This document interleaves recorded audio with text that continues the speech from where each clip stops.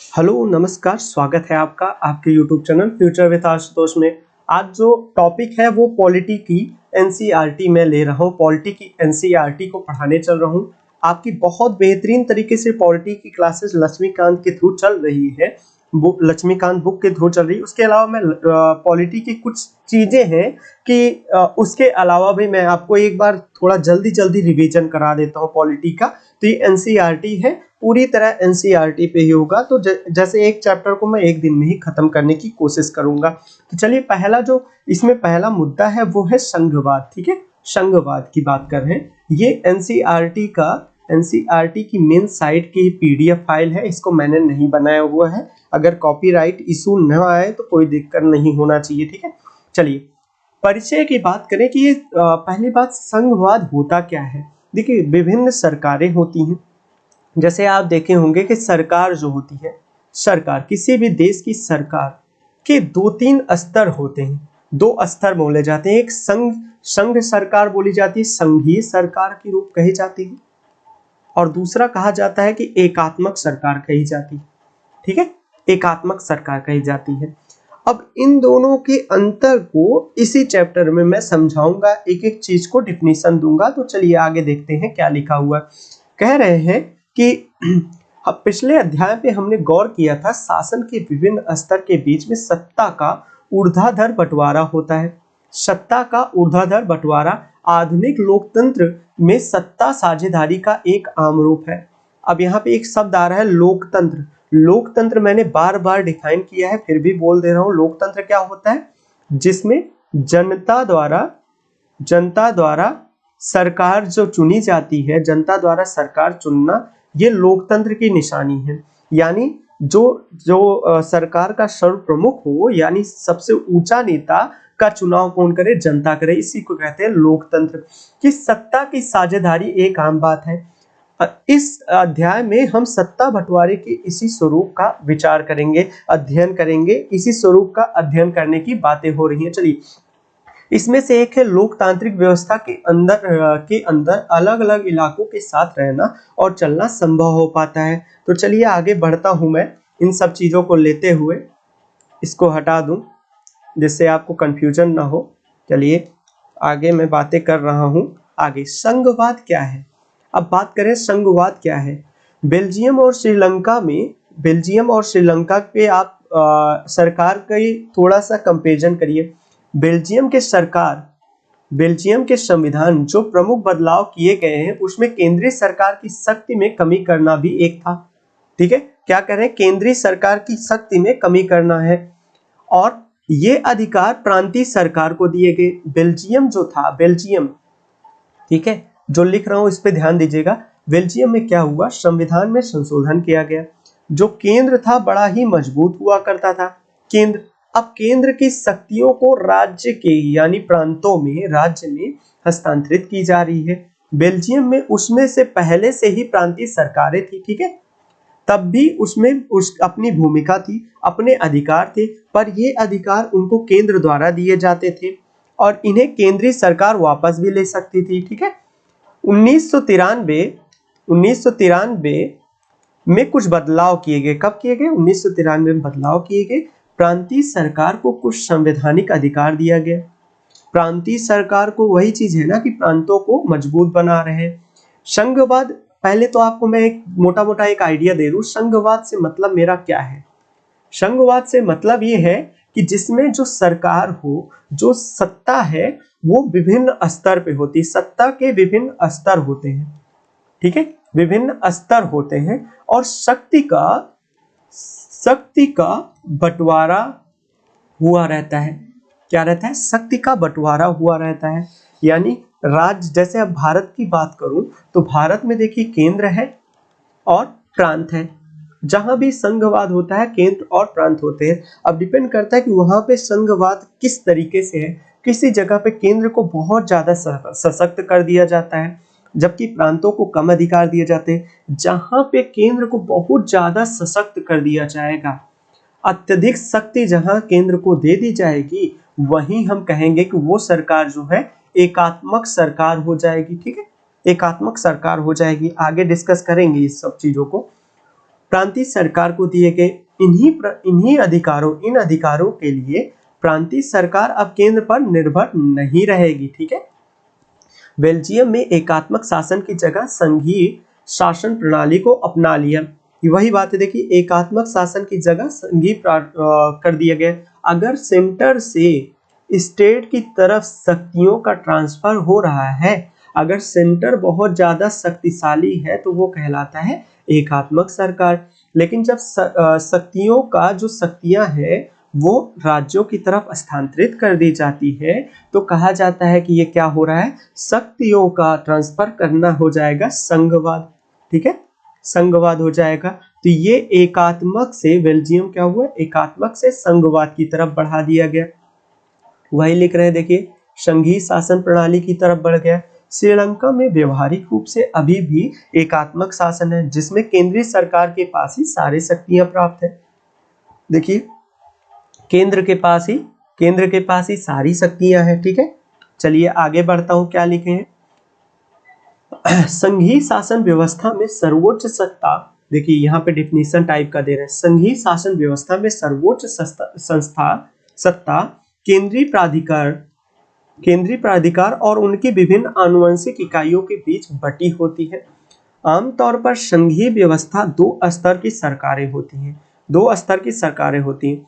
एक सरकार पूरे देश के लिए होती है और जिसके जिम्मे राष्ट्रीय महत्व होते हैं, और फिर राज्य या प्रांतों की सरकारें होती हैं, जैसे भारत की बात कर रहा हूं। ठीक है, जो शासन के दैनिक कामकाज को देखती है। सत्ता के इन दोनों स्तरों पे अपना अपना कार्य स्वतंत्र होकर काम करती हैं। ठीक है, अब आगे की बातें करते हैं। ठीक है, देखिए कह रहे हैं संघीय शासन व्यवस्था एकात्मक शासन व्यवस्था के ठीक उलट है। ठीक है, एकात्मक शासन व्यवस्था शासन के एक ही स्तर होता है, बाकी इकाइयां उसके अधीन होकर काम करती हैं। देखिए एकात्मक की बात जो कह रहे हैं यहाँ पे समझिए आप, एकात्मक कह रहे हैं कि इसमें जो होता है शासन का एक स्तर होता है, शासन का एक स्तर होता है। जैसे मैं मान ले रहा हूं कि जैसे केंद्र ही होता, लेकिन केंद्र के जो भी अन्य सरकारें हैं वो पूरी तरह अधीन है, जो केंद्र आदेश देगा वही कर सकती हैं, सोचने विचारने की शक्ति नहीं होती है, तो उसको कहते हैं एकात्मक सरकार। ठीक है, केंद्रीय प्रांतीय और स्थानीय सरकारों को आदेश दे सकती है। आगे देखते हैं केंद्रीय सरकार राज्य सरकार को कुछ खास करने का आदेश नहीं दे सकती। राज्य सरकार अपने पास शक्तियां रखती है। ये किसकी बात हो रही है, संघीय की बात हो रही है। ठीक है, अब एकात्मक की नहीं है, संघीय की बात हो रही है। इसमें वह केंद्र सरकार को जवाबदेह नहीं होती है। ठीक है, आगे की बातें करते हैं कि इन दोनों सरकारों के, आइए संघीय व्यवस्था के बारे में जानते हैं। उसके पहले मैं आपको कुछ दिखाना चाहता हूँ मैप में। यहाँ पे देखिए, ये मैप से आपको स्पष्ट हो जाएगा। यहाँ पे जो रेड कलर बना हुआ है, रेड कलर से संघीय राजनीतिक व्यवस्था बता रहे हैं, और बाकी जो व्हाइट है या येलो टाइप का दिख रहा है वहां पे आपको एकात्मक सरकार दिखेंगे। तो देखिए कहाँ कहाँ पे संघीय सरकार होगी, कनाडा में हो गई, संयुक्त राज्य अमेरिका में हो गई, ब्राजील में हो गई, अर्जेंटीना में हो गई, नाइजीरिया में हो गया, इधर जर्मनी में हो गया, स्विट्जरलैंड में हो गया, ठीक है, स्पेन में हो गया, भारत में हो गया, पाकिस्तान में हो गया, मलेशिया में हो गया, ऑस्ट्रेलिया में हो गया, रूस में हो गया। इन जगहों पर केंद्रीय सरकार संघीय सरकार है। अब चलिए संघीय सरकार की स्वरूप विशेषताओं की बातें करते हैं। संघीय सरकार की क्या विशेषता है, यहाँ पे सरकार दो या दो से अधिक स्तर वाली होती है। ठीक है, दो या दो से अधिक स्तर होती है, केंद्र होता है और एक राज्य होता है, मिनिमम दो होते ही होते हैं। ठीक है, ध्यान रखिएगा। अलग अलग राष्ट्र स्तर की सरकारें एक ही नागरिक समूह पर शासन करती हैं, पर कानून बनाने, कर वसूलने और प्रशासन का अधिकार क्षेत्र होता है, अपना अपना अधिकार क्षेत्र होता है। जैसे भारत के संदर्भ में आपने देखा होगा, आप जानते हैं कि केंद्र सूची बनाई गई है, किसके विषय में आप बना सकते हो, राज्य सूची बनाई गई है, ठीक है, समवर्ती सूची बनाई गई है। तो इस हिसाब से आप समझ सकते हैं कि ये चीजें क्या है कि ये डिफाइन करती हैं। आगे बढ़ता हूं मैं, चलिए तीसरे पॉइंट पे आते हैं। विभिन्न स्तरों की सरकारों में अधिकार क्षेत्र संविधान में स्पष्ट रूप से वर्णित किया जाता है। संघवाद की सबसे विशेषता ये भी है कि उसका एक कॉन्स्टिट्यूशन होता है और कॉन्स्टिट्यूशन शक्तियों का बंटवारा करती है, ठीक है, शक्तियों का बंटवारा बढ़िया से करती है, ठीक है, हर स्तर अस्तित्व करती है। चौथे पॉइंट पे आते हैं, संविधान मौलिक प्रावधानों में से किसी एक को सरकार अकेले नहीं बदल सकती है, ठीक है, मौलिक प्रावधान भी होते, फंडामेंटल राइट्स होते हैं जिसको सरकार कुछ ऐसे अधिकार भी दिए जाते हैं जिसको केवल बात कर रहा हूं, केवल केंद्र कहूं या केवल राज्य नहीं बदल सकते। बदलना होगा तो दोनों को साथ करना पड़ेगा, दोनों को साथ काम करना पड़ेगा। चीजें समझ में आ रही है? चलो नेक्स्ट पॉइंट पे आते हैं, आगे बढ़ते हैं और कहते हैं पांचवें पॉइंट, संविधान के विभिन्न स्तर की सरकारों के अधिकारों की व्याख्या करने का अधिकार होता है और विभिन्न स्तरों के अधिकारों के विवाद की स्थिति में सर्वोच्च न्यायालय होता है। इनमें एक सुप्रीम कोर्ट होता है जो केंद्र राज्य विवाद या कहूँ राज्य विवाद को सुलझाएगा, ठीक है, राज्य विवाद को सुलझाएगा और उसी का जो वो कहूँ निर्णय कहूँ वो अधिकार अंतिम निर्णय होगा। छठे पॉइंट पे आते हैं, वित्तीय स्वायत्तता निश्चित करने के लिए विभिन्न स्तर की सरकारों के लिए राजस्व के अलग अलग स्रोत निर्धारित किए गए हैं। राजस्व यानी रेवेन्यू के सोर्सेस डिसाइड किए जाते हैं कि अलग अलग रेवेन्यू जनरेट होगा, कहाँ से कौन सा रेवेन्यू आएगा, इसकी डिफाइन किया जाता है। संघीय सरकार व्यवस्था में संघीय शासन व्यवस्था के दोहरे उद्देश्य है, देश की एकता अखंडता को सुरक्षित रखना, यानी देश की एकता और अखंडता को सुरक्षित रखना है, और अखंडता को सुरक्षित रखना है, ठीक है। दूसरा पॉइंट जो कह रहे हैं कि क्षेत्रीय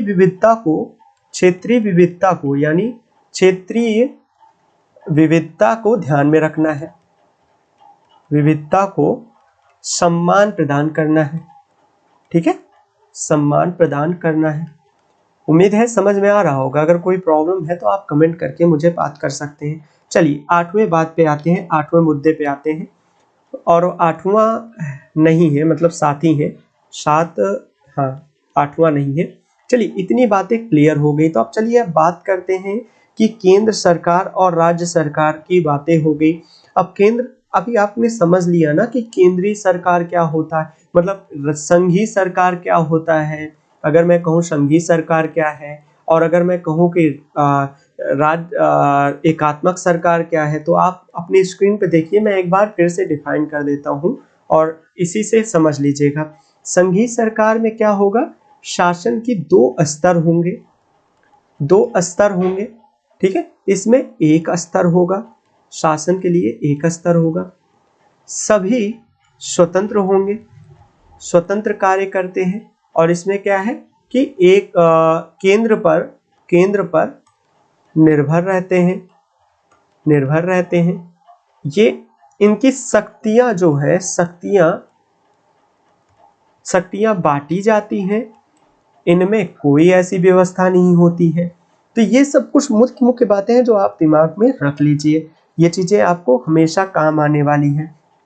चलिए अब बात कर रहे हैं कि संघ की स्थापना की ऐतिहासिक संघीय शासन व्यवस्था के आमतौर पर दो तरीकों से गठित किया जाता है। मैं यहाँ पे पढ़ रहा हूँ, आप ध्यान दीजिए, यहाँ पे है, ये देखिए, संघीय शासन व्यवस्था के आमतौर पर दो तरीकों से गठित किया जाता है। पहला तरीका, दो या दो से अधिक स्वतंत्र राष्ट्रों के साथ लाकर एक बड़ी इकाई गठित कर दिया जाता है, ठीक है।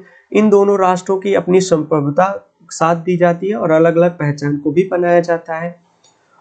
साथ ही जैसे United state of America, USA में 50 राज्य हैं, 50 राज्य, ये कहूँ कि वो 50 अलग अलग राज्य हैं, जिनको मिला के कह दूं कि कई लोगों को, कई देश की तरह ही राज्य हैं, उनको स्वतंत्र दिया गया है, स्वतंत्रता है उनमें, और उनमें एक केंद्र बना दिया गया है, ठीक है। यूएसए हो गया, स्विट्जरलैंड भी वही है, ऑस्ट्रेलिया में भी हो जाता है, ठीक है।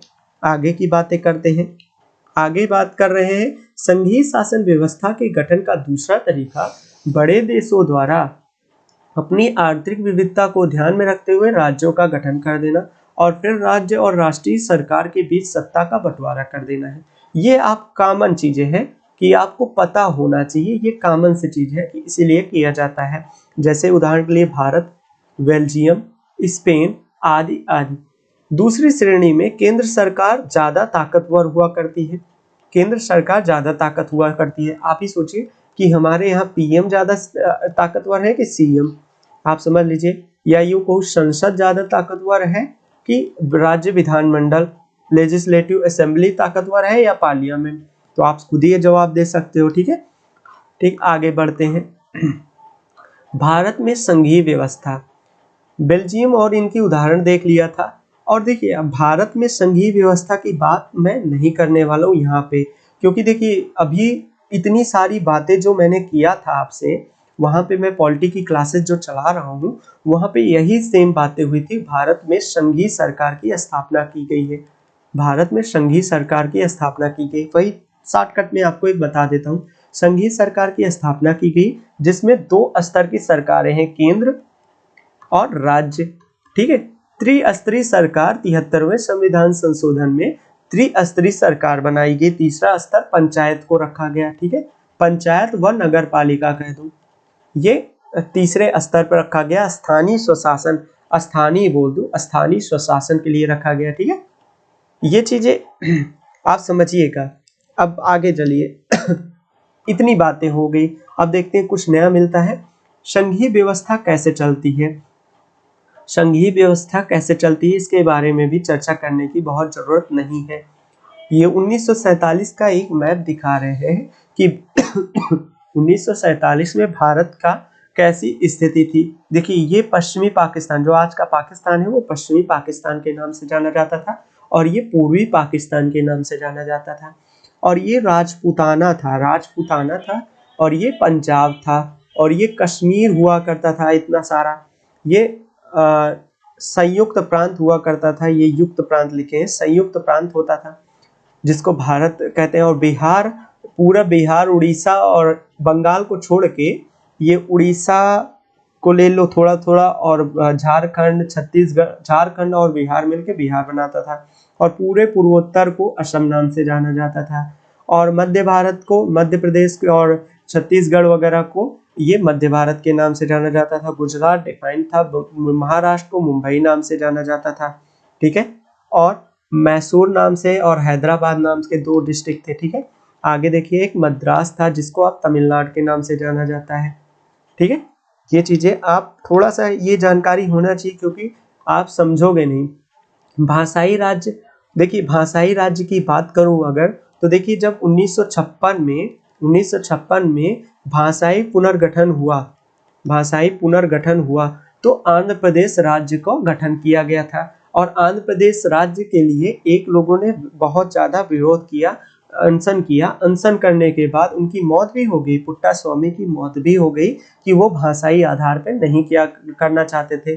आंध्र प्रदेश पहला राज्य था, उसके बाद भाषा के आधार पे सभी राज्यों का गठन होने लगा। ठीक है, ठीक है, आज की अगर बात करूं, इस समय की बात करूं, तो इस समय जो भारत में 28 राज्य है, मैं बात कर रहा हूं 2021 की।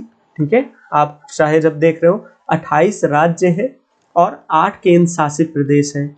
ठीक है, केंद्र शासित प्रदेश हैं कौन कौन से? 28 राज्य तो जानते ही होंगे। केंद्र शासित प्रदेश यहाँ पे दमन और दीव, दादरा और नगर हवेली को 26 जनवरी 2020 को एक कर दिया गया। ठीक है, और इधर लद्दाख और जम्मू कश्मीर और लद्दाख 2 राज्य बने थे, जैसे हुआ था 29 राज्य बने थे। सुनिए 2014 में 29 राज्य और 8 केंद्र शासित प्रदेश हुआ करते थे। ठीक है, और उसके बाद 7 केंद्र शासित प्रदेश हुआ करते थे। 7 केंद्र शासित प्रदेश हुआ करते थे।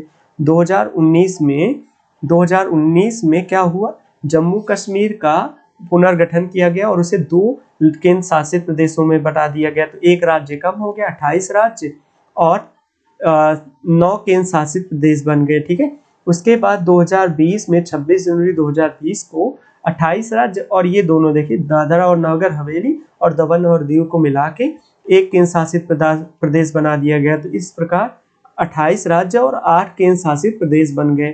ठीक है, ये चीजें गलत मत करिएगा कभी पेपर में आ जाए तो। भाषा नीति केंद्र राज्य संबंध पे बात करते हैं। चलिए, अभी यही नया टॉपिक है।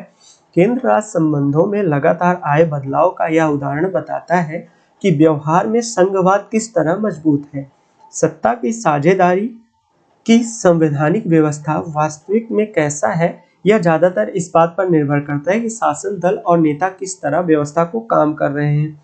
ठीक है, आगे की बात करते हैं। 1990 के बाद 1990 तक क्या होता था, देखिए 1990 के बाद एलपीजी लाया गया, यानी उदारीकरण लाया गया, उदारीकरण का दौर चलाया गया। 1991 कहूँ 1991 में उदारीकरण का दौर किया गया, यानी प्राइवेट चीजों को, प्राइवेट यानी निजी संस्थानों को, निजी चीजों को बढ़ावा दिया गया और लाइसेंस की दुनिया को, लाइसेंस को खत्म किया गया या कम किया गया, लिख रहा हूँ कम किया गया।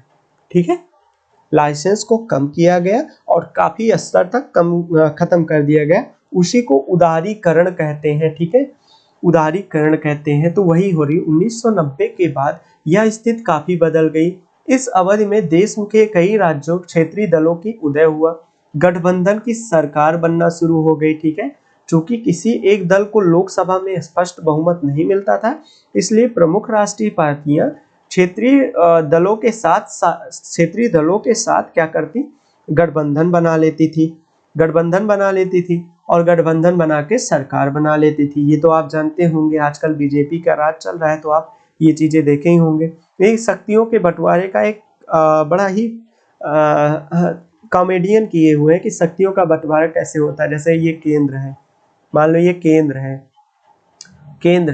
केंद्र सबको ये इससे क्या दे रहा है, शक्तियां दे रहा है। ठीक है, सबको शक्तियां दे रहा है। ये कॉमेडियन चीजें हैं, आपको समझाने के लिए बनाई गई है, ये बच्चों के लिए बनाई जाती हैं। ठीक है, अब गठबंधन की सरकार में क्या होता है, देखिए इसमें कॉमेडी देखिए।